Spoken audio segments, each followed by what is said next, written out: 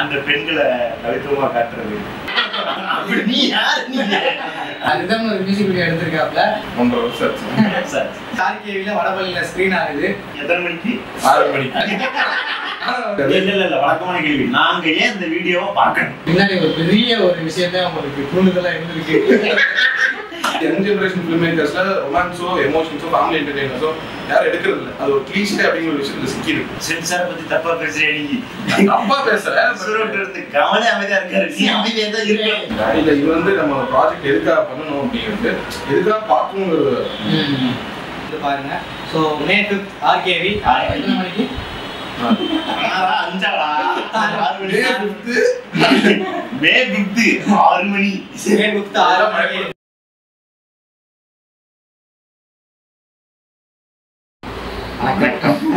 Hi. சரி okay. இன்னைக்கு ஒருத்தர் வர சொல்ல போறேன். சரியா? ரிதமோட டைரக்டர். ரிதம் டைரக்டரா? நீதான் அவர்கிட்ட கொஸ்டின் எல்லாம் கேட்க போற. நானா? வர சொல்றேன். வாங்க சார். ஏய் ஓகேயா? ஹாய். ஹாய். இவர்தான் ரிதமோட டைரக்டர். ஹாய். அவர்தான் அவங்க கொஸ்டின் பண்ண போறாரு. உங்களோட படங்கள்லாம் பார்த்துருக்கேன். எவ்வளோ படம் எடுத்துருக்கு? அந்த பெண்களை கவித்துவமா காட்டுறது, அந்த ஆண்களை வந்து பெண்கள் ரசிக்கிற மாதிரி காட்டுறது, அதெல்லாம் உண்மையிலே ரொம்ப பிடிக்கும். அந்த எப்படி சொல்றது, அந்த ஒரு அழகா இயற்கை அழகா காட்டக்கூடிய விஷயங்கள் இதெல்லாமே வந்து எனக்கு ரொம்ப பிடிக்கும். சின்ன வயசுல இருந்து அவங்க படங்கள்லாம் பார்த்துட்டு இருக்கேன்னா பாருங்களேன், எனக்கு ரொம்ப பயமா பிடிச்சிருக்கு. அந்த அர்ஜுன் ஆடிட்டே வருவார்ல, தீர்த்தனா தீர்த்தனா தீர்த்தனா ஏஆர் ரஹ்மான் மியூசிக்ல சூப்பருங்க. அந்த பாட்டு எப்படி ஆடுறீங்க? அந்த பாட்டு அது யார் வசந்த் கிட்ட தான் கேட்கணும். அப்படி நீ யார்? அட பாவி. இவர் சார் ரிதம் ஒரு மியூசிக் வீடியோ எடுத்திருக்காரு. வணக்கம். சரி. யாரும் முடிச்சாங்க. எந்த ரிதம் கேட்டு பேச மாட்டியா? ஸோ ரிதம் ஒரு மியூசிக் வீடியோ எடுத்திருக்காப்ல. கார்கேவில வடபள்ளியில ஸ்கிரீன் ஆகுது. ஸோ அந்த இதை பத்தி ஏதாச்சும் கேள்வி இருந்தா கேளு. அந்த இதை பத்தி எத்தனை மணிக்கு? 6 மணிக்கு. நல்லா கேள்வி. முதல்ல எப்படி விஷால்கிட்ட போனீங்க? ஒரு பெரிய மியூசிக் டைரக்டர். விஷால்னா இந்த ஆம்பளை அவரா?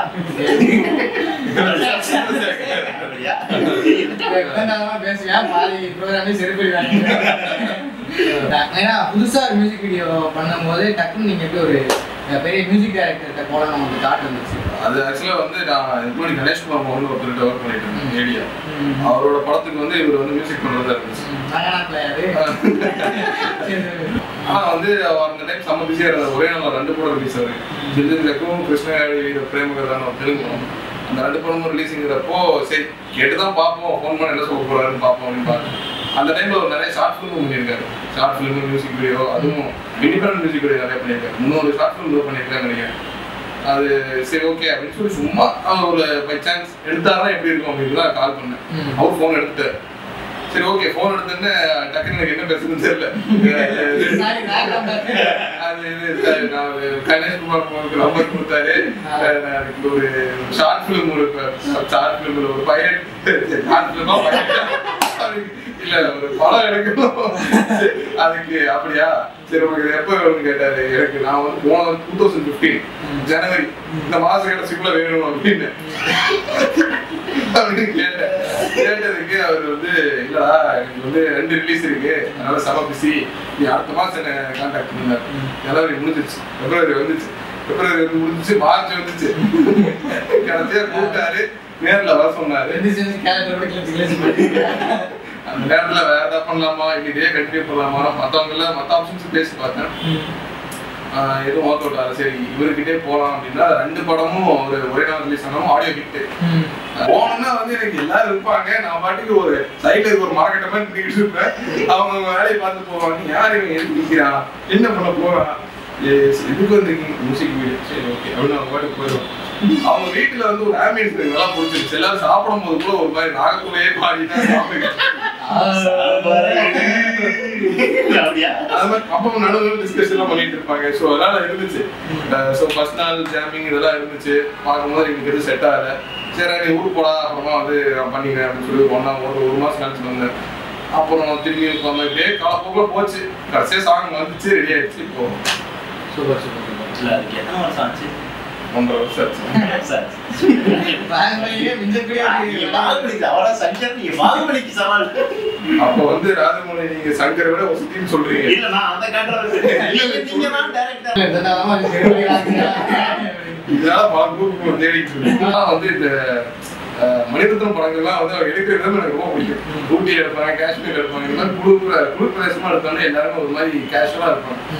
என்னோட ஃபிலிம் செட்டும் எனக்கு அப்பதான் இருக்கணும்னு இருந்துச்சு. யாருமே இந்த மாதிரி டென்ஷன் ஆகாம ஒரு மாதிரி ரிலாக்ஸா ஒர்க் பண்ணணும்னு இருந்துச்சு. ஆனா வந்தது வேற. ஆனா வந்து அந்த மாதிரி ஒர்க் பண்ணணும் தான் எனக்கு ரொம்ப நாள் ஆசை. ஸோ அதனாலதான் கேரளா ஷூ. அதே மாதிரி நாங்க எதிர்பார்த்த எல்லா ட்ரீம்ஸ் நிறைய இருந்துச்சாங்க. அதே மாதிரி ஓவர் காஸ்ட் கை, அப்புறம் வந்து இந்த பீச்லாம் பார்த்தா ஒரு கலரே இருக்காது. இங்கெல்லாம் பீச் பார்த்தா ஒரு ப்ரௌன் கலர் இருக்கும், அங்கே வந்து கலர் ரொம்ப கம்மியாக இருக்கும். ஸோ அந்த வந்து அவங்களோட லைஃப் வந்து ஒரு கலர்லெஸ்ஸாக இருக்கிற கேரக்டருக்கு அப்படிங்கிறதும் சொல்லணும்னா இருந்துச்சு. ஸோ இது எல்லாத்துக்குமே கேரளா வந்து செட் ஆச்சு.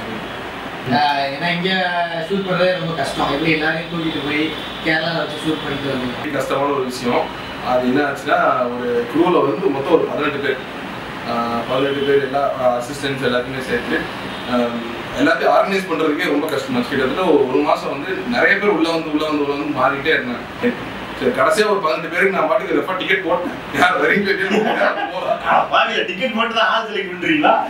டிக்கெட் போட்டுட்டேன். குரூவெல்லாம் வேற விதமா டிராவல் பண்ணுவாங்க. கார்ல டிராவல் பண்ணுவாங்க, தேனியிலிருந்து ஒருத்தர் பஸ் பிடிச்சி, அங்கிருந்து காரை பிடிச்சி, அங்கிருந்து லாரி எல்லாம் பிடிச்சி கடைசியாக வந்து கேரளா வந்து சேர்ந்துட்டோம். ஷூட்டு முந்தின நாள் மத்தியானம் தான் மொத்த குரூ உட்காந்துட்டு. எனக்கு வந்து இன்னும் இப்போதான் லொக்கேஷன் வராங்களே, ஒருத்தருக்கு காமிக்கணுமே, நான் என்ன பண்றதுங்கிறப்போ சரி வாங்க.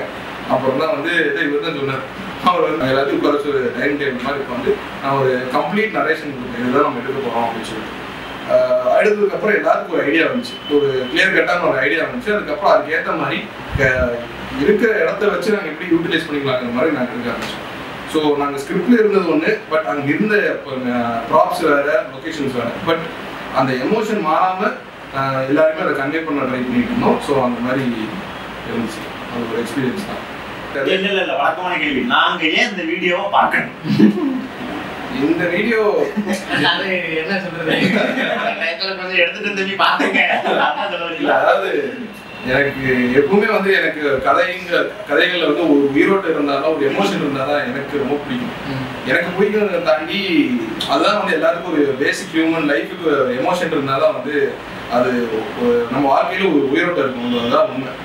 அதை பேஸ் பண்ணி எடுக்கிற படங்கள் எப்பவுமே ஒருத்தர் எமோஷன் கார்டு டச் பண்ணுச்சுன்னா அது கண்டிப்பா வந்து அது it will be remembered for long time. அது ஒரு விஷயம். ஜென்ரலாக மியூசிக் வீடியோஸ்ல வந்து ஷார்ட்ஸ் நல்லா இருக்கும், மியூசிக் நல்லா இருக்கும், ஒரு சின்ன இதுதான் இருக்கும். பட் நாங்கள் ஒரு ஸ்டோரி இதில் ட்ரை பண்ணியிருக்கோம். ஸ்டோரிங்கிறப்போ அதில் ஏதாச்சும் ஒரு சின்ன எமோஷன் வந்து உங்கள் லைஃபோட டச்சாக இருக்கும். ஸோ அந்த விதத்தில் நீங்கள் பார்த்தீங்கன்னா அதை நீங்கள் கனெக்ட் பண்ணிட்டீங்கனாலே அது வந்து எனக்கு ஒரு மிகப்பெரிய அப்ரிசியேஷன் மாதிரி. ஏன்னா வந்து இந்த கதை எழுதுறதா இருக்கட்டும், விஷுவல்ஸ் ஆகட்டும், மியூசிக்காக இருக்கட்டும், எல்லாமே ஒரு உள்ளிருந்து ஒரு எமோஷனை எக்ஸ்பிரஸ் பண்ண தான் நாங்கள் ட்ரை பண்ணியிருக்கோம். அந்த எக்ஸ்பிரஸ் பண்ணது உங்களுக்கு வந்து ஒரு எமோஷன் கார்டை டச் பண்ணுச்சுன்னா அதே எங்களுக்கு ஒரு சக்ஸஸ். அவங்களை ஈஸியாக எடுத்துட முடியாது. உங்களுக்கு வந்து மியூசிக் வீடியோ நீங்கள் எடுக்கணும் அப்படின்னு சொல்லிட்டு உங்களுக்கு பின்னாடி ஒரு பெரிய ஒரு விஷயத்த உங்களுக்கு தூண்டுதலாக இருந்திருக்கு. அவனை பற்றி சொல்றான். அவன் தான் அப்படி அந்த சொல்லி எல்லாத்தையும் அழுக ஆரம்பிச்சிருக்கான். இல்லை நான் சொல்லுவேன். ஏன்னா இப்போ வந்து நான் படத்துலேயே பாட்டு நல்லா கடுப்பாங்க. ஸோ எனக்கு தெரிஞ்சு இந்த மாதிரி மியூசிக் வீடியோ கூட இன்னும் நிறையா வரும்னு நினைக்கிறேன். இதுக்கப்புறம் எப்படி இந்த பாயிண்ட் சொல்றது ஞாபகம். ஜென்ரலா படங்கள்ல வந்து இப்போ வந்து எமோஷனல் ஃபிலிம்ஸ் ரொம்ப கம்மி. அதுலயும் வந்து இப்போ நிறைய த்ரில்லர்ஸ் வரனால அதுல சாங்ஸ் வைக்க முடியாது, வச்சாலும் மக்கள் கருப்பாயிருக்காங்க. அதனால வந்து இந்த ஜானர் வர்றது இந்த யங் ஜென்ரேஷன் ஃபிலிம் மேக்கர்ஸ்ல ரொமான்ஸோ எமோஷன்ஸோ ஃபேமிலி என்டர்டெய்னர்ஸோ யாரும் எடுக்கிறது இல்லை. அது ஒரு கிளீஷே அப்படிங்கிற ஒரு விஷயத்துல சிக்கிருக்கு. ஸோ அந்த மாதிரி இல்லாம அதுலயும் இந்த கண்டெம்பரரியா ஃப்ரெஷ்ஷா எடுக்கிறதுக்கு நிறைய கதைகள் இன்னும் நம்ம சொசைட்டில இருந்துகிட்டே இருக்கு. ஸோ அதுக்கு வந்து எக்ஸ்பிரஸ் பண்ணுறதுக்கு மியூசிக் ஒரு பியூட்டிஃபுல்லான ஆர்ட். அது வந்து இந்த சாங்ஸ் கம்மியாக இருந்தனால மியூசிக் வீடியோஸ் அதிகமாக வந்துச்சுன்னா அந்த ஆர்ட் ஃபார்ம் இன்னும் அப்படியே இருக்கும். மியூசிக் டைரக்டர்ஸுக்கும் இண்டிபெண்டன்ட் மியூசிஷியன்ஸும் இன்னும் அவங்கள எக்ஸ்பிரஸ் பண்ணிக்கிட்டே இருப்பாங்க. படங்களுக்கு ஒரு கதைக்கேற்ற மாதிரி எக்ஸ்பிரஸ் பண்ணுறவங்க தன்னுடைய உள்ளுக்குள்ள இருக்க உணர்ச்சிகளை கொண்டு வர ஒரு விஷயமா மியூசிக் இருக்கும். இண்டிபெண்டன்ட் ஆர்டிஸ்டுக்கு இது ஒரு மிகப்பெரிய ஒரு பிளாட்ஃபார்ம். நெக்ஸ்ட் டிவி சேனல் இதெல்லாம் வருது யூடியூப் தாண்டி வருது. நாங்கள் கொடுத்துருக்கோம். ஒரு லீடிங் மியூசிக் சேனலில் வரப்போகுது. Almost approved. அந்த அவங்க சில ஃபார்மாலிட்டிஸ் மட்டும் தான் பார்க்கணும். அப்போ சென்சார்லாம் இருக்குமே. சென்சா இருந்துச்சு. பிரச்சனைகள்லாம் வரலையா? எப்படி ஃபேஸ் பண்ணீங்க? மேஜர் பிரச்சனைகள் வரல, பட் ரொம்ப அலைஞ்சேன். அதுக்கு கேம்ப்ஃபயர் சீக்வன்ஸ் இருக்கும், அதில் வந்து எல்லாருமே கையில் வந்து ஒயின் கிளாஸ் இருக்கிற மாதிரி இருக்கும். கேம்ப்ஃபயர்னாலே ஒயின் கிளாஸ், சிக்கன் எல்லாம் தான் ஒரு மேண்டேட்ரி. ஸோ அதில் வந்து லேடிஸ் ஜென்ட்ஸ் அப்படிங்கிற மாதிரி எல்லாருமே வந்து வச்சிருப்பாங்க. அது வந்து எல்லாரும் இந்த நடக்கிற ஒரு விஷயம் தான். நம்மளும் நடக்காம ஒரு பயங்கரமான ஒரு ரொம்ப கேவலமாக யாரையும் நம்ம காமிக்கல. பட் அது வந்து லேடிஸ் எல்லாம் வந்து கையில் வச்சிருக்கிறது தப்பு அப்படிங்கிற மாதிரி அதை நீங்கள் ரிமூவ் பண்ணுங்க அப்படின்னு சொன்னாங்க. நாங்கள் ஸ்கேல் பண்ண வேண்டியதாக சென்சார் பத்தி தப்பா பேசுறேன். நீ தப்பா பேசல, கவலை அமைதியா இருக்காரு. நீ அமைதியா தான் இருக்க.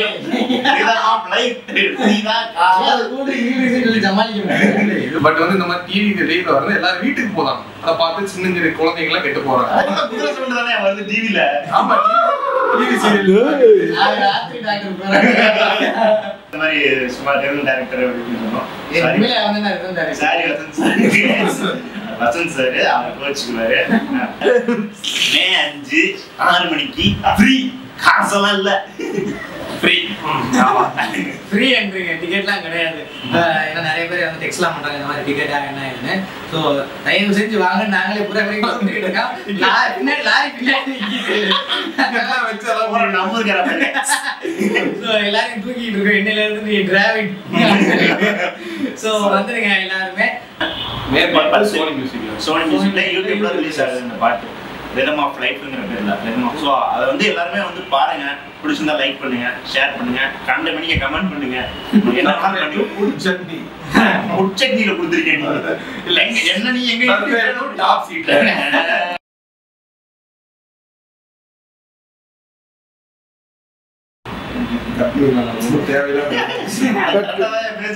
இல்ல. இது வந்து நம்ம ப்ராஜெக்ட் எதுக்காக பண்ணணும் அப்படிங்கிறது, எதுக்காக பார்க்கணுங்கிறது ஒரு காரணங்களை சொல்லு. நான் ஏன் பார்க்கணுன்றத சொல்லு. அவங்களுக்கு ஒரு ஊந்துகோலா எப்படி இருக்கு? ஊந்துகோலா இருக்கு.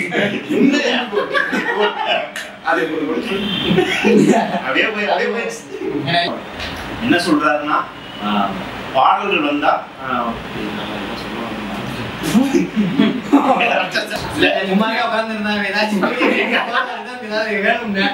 எடுத்து போட்டாங்க.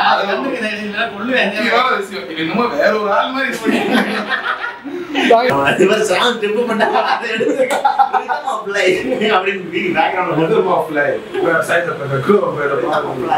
நிறைய கொடுத்து கொடுத்து பழக்கம் நாடகம்ன்ற பேர்ல விட்டுதான் எடுத்துக்கிட்டு மதுரை செங்கோல் முன்னாடி கோயம்புத்தூர் போன் பண்ணிப்பேன். எங்க வீட்டுல சேனல்